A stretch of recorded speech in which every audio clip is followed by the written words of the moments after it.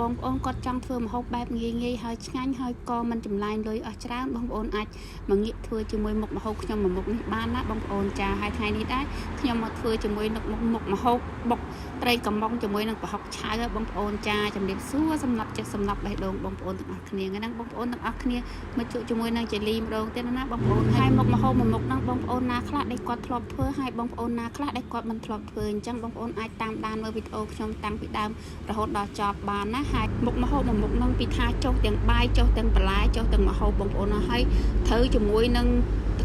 ទ្រាប់ស្រួយបេះមកថ្មីភ្លាមបងប្អូនអើយវានិយាយថាជ្រលក់ទៅគឺថាឡើងផ្អែមតែម្ដងបងប្អូនជាមួយទឹកសក់ជើងបេះមកថ្មីទៀតឡើងឆ្ងាញ់ឲ្យ10លើ10ហើយគឺថាពីផ្លែកមាត់ទៀតបងប្អូនចាឥឡូវបងប្អូនចូលមកដល់មើលគ្រឿងផ្សំរបស់ខ្ញុំវិញម្ដងណាបងប្អូនចាជាហ៊ានបន្តដំបងទៅគឺថាខ្ញុំមានត្រីចំហុយចំនួន3ក្បាលហើយមានជាប្រហុកយើងបងប្អូនចាប្រហុកអីក៏បានដែរប្រហុកត្រីចវាក៏បានប្រហុកសាច់ក៏បានអីអញ្ចឹងដែរបងប្អូនចាហើយជាមួយខ្ទឹមសជាមួយខ្ទឹមក្រហមហើយជាមួយនឹងម្ទេសម៉ាឡេជាមួយនឹងម្ទេសហិលចាហើយជាមួយទ្រាប់ពុតញង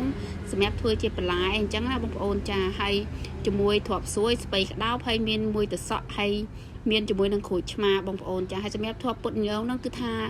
យកមកលាយបុកជាមួយនឹងធ្វើជាមួយនឹងត្រីបុករបស់យើងខ្លះដែរអញ្ចឹងណាបងប្អូនចាឥឡូវគឺថាជាមួយត្រីហ្នឹងគឺថាខ្ញុំយកលាងឲ្យស្អាតសិនណាបងប្អូនចាំយើងយកមកចៀនឲ្យក្រៀមសិនចៀនត្រីនឹងឲ្យក្រៀមទៅដើម្បីឲ្យបង្កើនក្លិនជាមួយនឹងពេលដែលយើងយកទៅបុកគឺថានិយាយទៅគឺថាក្លិនកាន់តែឈ្ងុយហ្មងបងប្អូនឥឡូវត្រីដែលខ្ញុំបានចៀនហ្នឹងគឺថាចាប់ផ្ដើមក្រៀមហើយគឺថាខ្ញុំលើកដាក់ម្ដុំសិនឥឡូវគឺថាចាប់ផ្ដើមយកជាមួយខ្ទឹមសខ្ទឹមខំនិងម្ទេសម៉ាឡេជាមួយនឹងម្ទេសហិលហើយជាមួយនឹងទ្រាប់ពុតញងយកទៅលីងដើម្បីលីងឲ្យឈ្ងុយឲ្យក្រៀមឲ្យសិនណាបើសិនជាយើងបុកទាំងស្រស់តែថា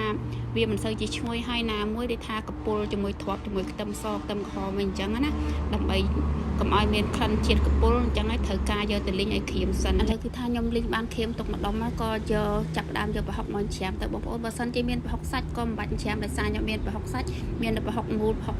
ត្រីរៀលហ្នឹងយើងត្រូវការច្រាមឲ្យម៉ត់អីទៅណាបងប្អូនចាប្រហុកដាក់តាមការចូលចិត្តអីចឹងបានក្លិនចាស់ក៏ដាក់តាមហ្នឹងអញ្ចឹងបើចង់បានខ្ចីក៏ស្ទើរតាមហ្នឹងអញ្ចឹងណាបងប្អូនចាដល់ពេលបន្ទាប់ពីច្រាមប្រហុកហើយទៅឥឡូវគឺថាខ្ញុំចាប់ផ្ដើមមកបុកជាមួយម្ទេសជាមួយខ្ទឹមសខ្ទឹមក្រហមដែលបានលីងនឹងបុកឲ្យម៉ត់ក៏ចាក់ជាមួយនឹងប្រហុកចូលបុកប្រហុកនោះឲ្យបែកសពចូលគ្នាបងប្អូនចាឲ្យសពចូលជាមួយនឹងគ្រឿងរបស់យើងហ្នឹងក៏ដាក់ជាមួយនឹងប៊ីចេងចំនួនកន្លះស្លាបព្រាហើយជាមួយនឹងស្ករសចំនួន1ស្លាបព្រាកន្លះចាហើយក៏ដាក់ជាមួយនឹងត្រីយើងចូលទៅចាហើយសម្រាប់ជាតិត្រីហ្នឹងគឺថាបេះឲ្យស្អាតឲ្យអស់ឆ្អឹងសិនណាបងប្អូនចាហើយសម្រាប់ជាក្រូចឆ្មាគឺថាខ្ញុំប្រើចំនួនក្រូចឆ្មាមួយបងប្អូនគឺថាដោយសារក្រូចឆ្មាហ្នឹងរៀងធំដែរបើសិនជាបងប្អូនបើសិនជាក្រូចឆ្មាតូចបងប្អូនអាចប្រើជា2អីអញ្ចឹងក៏បានដែរចាឥឡូវគឺថាបុកហើយក៏បានភ្លក់បានអីមើលទៅល្មមអីអញ្ចឹងទៅក៏ដួសដាក់ចានទៅបងប្អូនចាហើយនិយាយថាមួយមុខហ្នឹងគឺថាបែបងាយហើយពីនិយាយថារសជាតិរបស់គេគឺថាឆ្ងាញ់ជាមួយបាយក្តៅក៏ត្រូវជាមួយបាយកកក៏ត្រូវដែរបងប្អូនចាហើយការធ្វើជាមួយ